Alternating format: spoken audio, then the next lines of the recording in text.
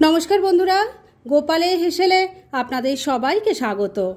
সামনেই অনেক ব্রত উপবাসের দিন আসছে, আর এই ব্রত উপবাস ভঙ্গের পরে আমরা সাধারণত সাবু মাখা বা সাবুর খিচুড়িই খেয়ে থাকি।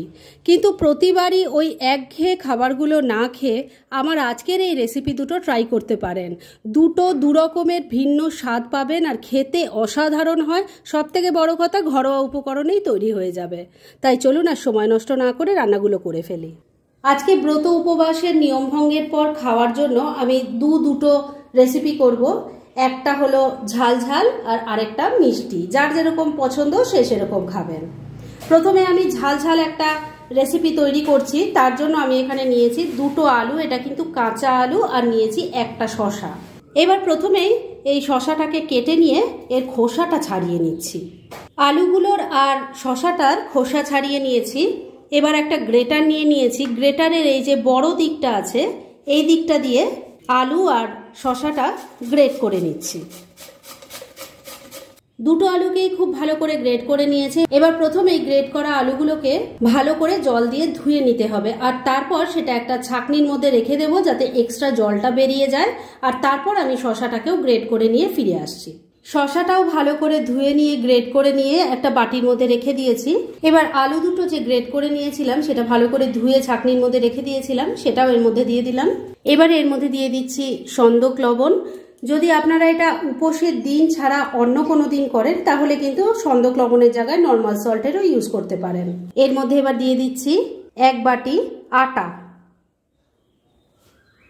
সবকিছু খুব ভালো করে মিশিয়ে নিচ্ছি। নুনটা আগে এর মধ্যে দিলাম, তার কারণ শসা আর আলুর থেকে জল ছাড়বে, আর সেই জলটা অ্যাবজর্ব করার জন্য এখানে আটাটা দিয়েছি। আপনারা চাইলে ময়দা দিয়েও করতে পারেন, তবে আটাটা একটু হেলদি জিনিস, সেজন্য আমি আটা দিয়েই করছি। আটাটা খুব ভালো করে মিশিয়ে নিয়েছি। এবার এই বাটিটাকে আমি কিছুক্ষণের জন্য ঢাকা দিয়ে এক সাইডে রেখে দিচ্ছি। আর এটার সাথে খাওয়ার জন্য একটা চাটনি লাগে, চলুন আগে সেটা তৈরি করে ফেলি। চাটনি তৈরি করার জন্য মিক্সির জারটা নিয়ে নিয়েছি। এর মধ্যে প্রথমেই দিয়ে দিচ্ছি 1 মুঠো ধনে পাতা। এবার দিয়ে দিচ্ছি অল্প একটু পুদিনা পাতা। ধনে পাতা যা দেবেন, পুদিনা পাতা তার থেকে কিন্তু কম পরিমাণ দেবেন। দিয়ে দিচ্ছি ছোট ছোট 2 টুকরো আদা, একটু কাঁচা বাদাম দিয়ে দিলাম। দিয়ে দিচ্ছি 3টে কাঁচা লঙ্কা, ঝালটা অবশ্যই নিজেদের টেস্ট অনুযায়ী দেবেন। 1/2 কাপ টক দই দিয়ে দিচ্ছি।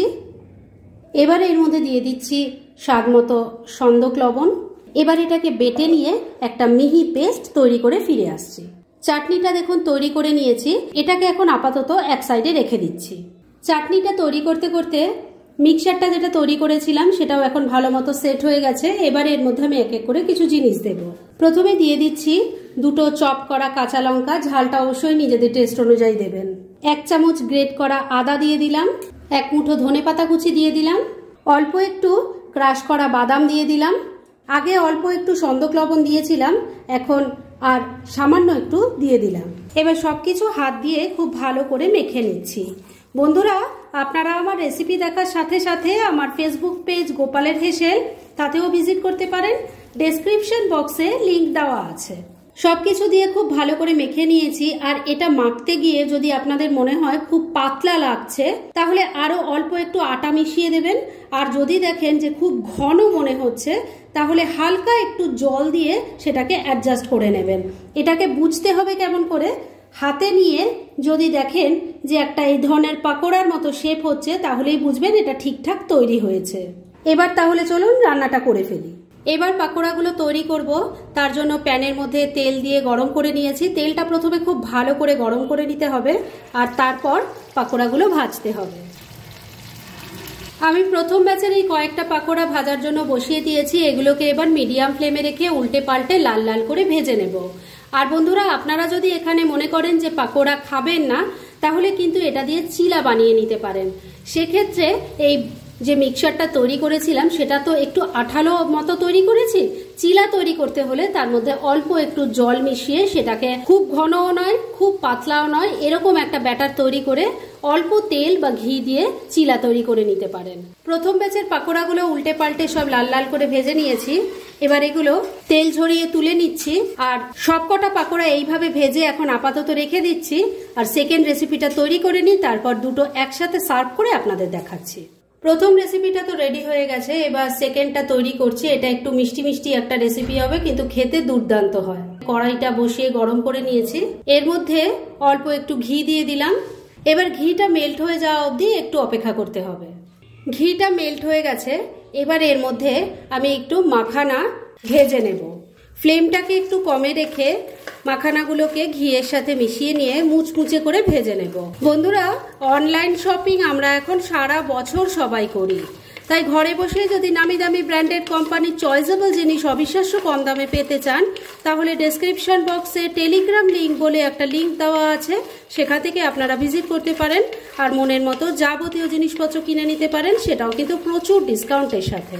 মাখানাগুলো মুচমুচে করে ভেজে নিয়েছি, এবার এগুলো তুলে রেখে দিচ্ছি। রোস্ট করা মাখানাগুলো ঠান্ডা হওয়ার জন্য রেখে দিয়েছি। এবার কড়াইয়ের মধ্যে আমি প্রায় 3 কাপ পরিমাণ দুধ দিয়ে দিচ্ছি। এই দুধটা যে আমি ইউজ করছি এটা কিন্তু কাঁচা দুধ নয়, আমি আগে ফুটিয়ে রেখে দিয়েছিলাম। এবার মিক্সির ছোট জারটা নিয়ে নিয়েছি, এর মধ্যে ঘিতে যে ভেজে রাখলাম মাখানাগুলো সেখান থেকে অর্ধেকটা আমি দিয়ে দিচ্ছি আর অল্প একটু রেখে দেবো, সেটা পরে কাজে লাগবে। এর মধ্যে এবার দিয়ে দিচ্ছি 7-8টা কাজু বাদাম, এর সাথে দিয়ে দিচ্ছি 2টো এলাচ। এবার এটাকে প্রথমে আমি শুকনোই গুঁড়ো করে নিচ্ছি। দেখুন সবকিছু খুব ভালো করে গুঁড়ো করে নিয়েছি। এবার এটাকে আমি দুধে দিয়ে ফোটাবো, তবে দুধের মধ্যে গেলে এটা যাতে লাম্পস না হয়ে যায় সেজন্য এর মধ্যে অল্প একটু দুধ দিয়ে দিচ্ছি। এবার এটাকে আবারও বেটে একটা মিহি পেস্ট তৈরি করে নিচ্ছি। কাজু মাখানার পেস্টটা আমি দুধ দিয়ে দেখুন খুব ভালো করে বেটে নিয়েছি, আর এদিকে যে কড়াইয়ের মধ্যে দুধটা ফোটাচ্ছিলাম সেটাও ভালো করে ফুটে উঠেছে। এবার ফ্লেমটা একদম কম করে দিলাম। এই ফ্লেমে আমি এই পেস্টটা প্রথমে ঢেলে দিচ্ছি, ভালো করে মিশিয়ে নিচ্ছি। এটা খেতে কিন্তু অপূর্ব হয়, যে কোনো দিন কিন্তু এটা ট্রাই করতে পারেন, আর এটা খুব হেলদি, ছোট থেকে বড় সবাইকে নিশ্চিন্তে খাওয়াতে পারেন এবং গ্যারান্টি দিয়ে বলছি যাকেই খাওয়াবেন তারই কিন্তু খেতে ভীষণ ভালো লাগবে। ভালো করে সবকিছু মিশিয়ে নিয়েছি, এবার ফ্লেমটা কিন্তু ওই কমেই আছে। এই ফ্লেমে আমি এর মধ্যে একটু গুড় দিয়ে দেব। আপনারা চাইলে এখানে চিনির ব্যবহার করতে পারেন বা বাতাসার ব্যবহার করতে পারেন। ভালো করে মিশিয়ে নিচ্ছি। সবকিছু খুব ভালো করে মিশিয়ে নিয়ে মিনিট খানেক রান্নাটা করে নিয়েছি। এবার এর মধ্যে ঘিয়ের মধ্যে ভেজে নেওয়া মাখানা অল্প যে রেখে দিয়েছিলাম সেটা দিয়ে দিলাম। এবার ফ্লেমটাকে মিডিয়ামে রেখে মাঝে মাঝে এভাবে নাড়াচাড়া করতে করতে এটাকে ঘন করে নিচ্ছি। মাঝে মাঝে এভাবে নাড়াচাড়া করতে করতে মিনিট 3 রান্নাটা করে নিয়েছি। এবার এর মধ্যে দিয়ে দিচ্ছি একটু টুকরো করে নেওয়া কাজু, আমন্ড আর কিশমিশ, মিশিয়ে নিচ্ছি।